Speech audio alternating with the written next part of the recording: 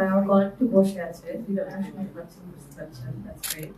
প্রথমে আমি ধন্যবাদ জানাচ্ছি শিবমেনকে আমাদের এই অনুষ্ঠানটি আয়োজন করার জন্য। এটা খুবই গুরুত্বপূর্ণ একটি প্ল্যাটফর্ম। সবার যে এত সুন্দরভাবে কথা শুনতে পেরেছি, আমি নিজে খুবই খুশি হয়েছি। হয়তো পরে সুযোগ হবে আপনার সাথে কাজ করতে আর কথা বলতে।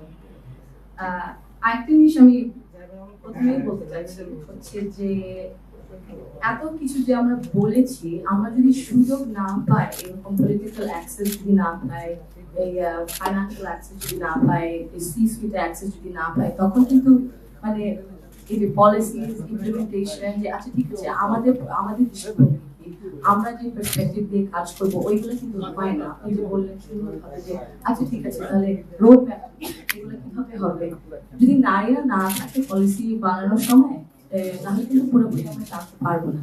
এই জন্য পলিটিক্যাল পার্টিসিপেশন খুবই জরুরি। I definitely agri.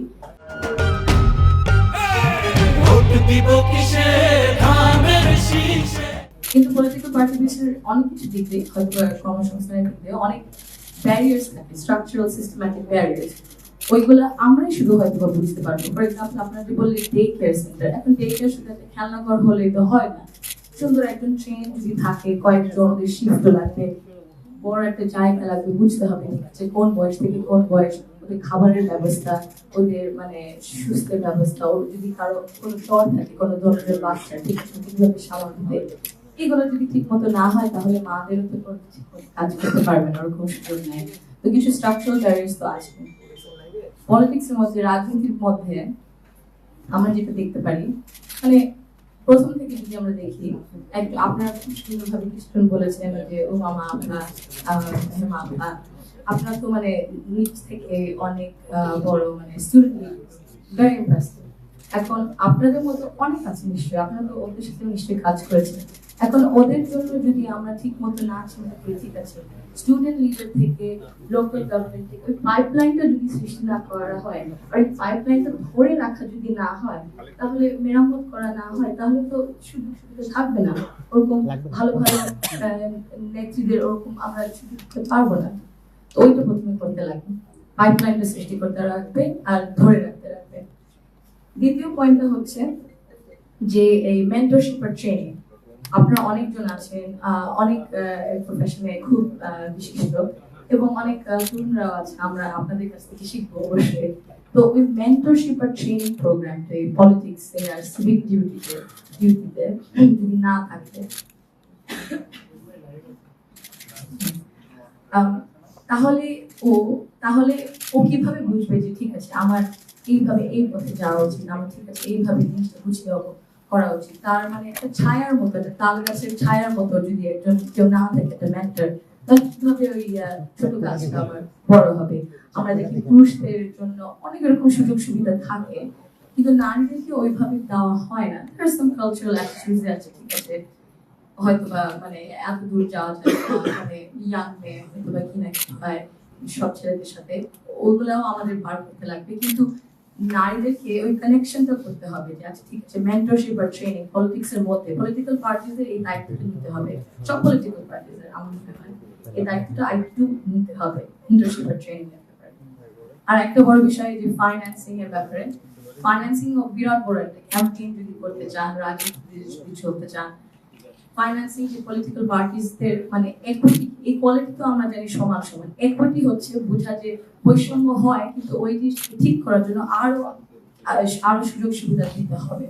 তো ওইটা বলতে যদি ফাইন্যান্সিং নারী নেত্রীদের দেওয়া হয় তাহলে হয়তো বা এই জিনিসটা একটু মানে কমে আসবে, যে নারীরা তো পার্টিসিপেট করতে পারছে না রাজনীতিতে, এটা একটু কমে আসবে। এবং নারীদেরকে সুযোগও দেওয়া উচিত বুঝতে আছে ঠিক আছে ওনার মানে মেধা আছে দাঁড়ানোর জন্য কোনো একটা লোকাল গভর্নমেন্ট দিয়ে, না হলে কোনো একটা কনস্টিটিউয়েন্সি দেয়। কিন্তু আপনি যে আপনার কয়েকজন বললেন যে পলিটিক্সটা এক ধরন ভাবে হয়ে এসেছে, কিন্তু কেন আমরা চিন্তা করি না গভর্নেন্স দেখি, আমরা কেমন ধরনের দেশ চাই, ওই চিন্তা করে যদি ওই মানুষদের মধ্যে ওই কোয়ালিটিস থাকে, ওই ক্যাপাবিলিটিস, ওই নলেজ থাকে, কেন সুযোগ দেবো না? কারণ আমরা তো অন্য ধরনের একটা দেশ দেখতে চাই, তাই না? এত কষ্ট পরিশ্রম করা হয়েছে অনেক জনের এত বছর ধরে, বহু বছর ধরে, ওই কারণেই তো। সো ওই সুযোগটা বুঝতে হবে, একটু মাইন্ডসেটটা চেঞ্জ করতে হবে।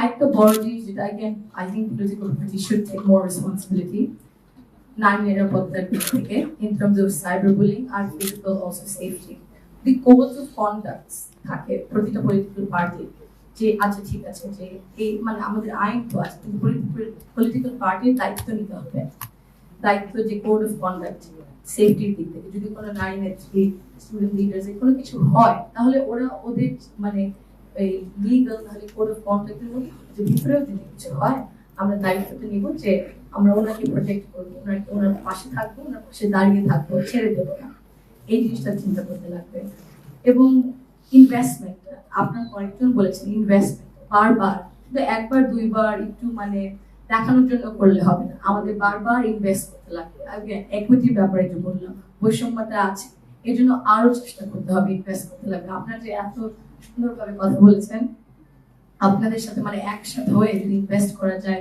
পলিটিক্যাল পার্টিজ যদি একটু more open to collaborating with civil society with intellectuals এত মানে মানে মুক্তিযোদ্ধাদের সাথে শিক্ষকদের সাথে স্টুডেন্টসদের সাথে লয়ারদের সাথে তাহলে আমার মনে হয় মানে আমরা সুন্দর একটা দেশ করে তুলতে পারবো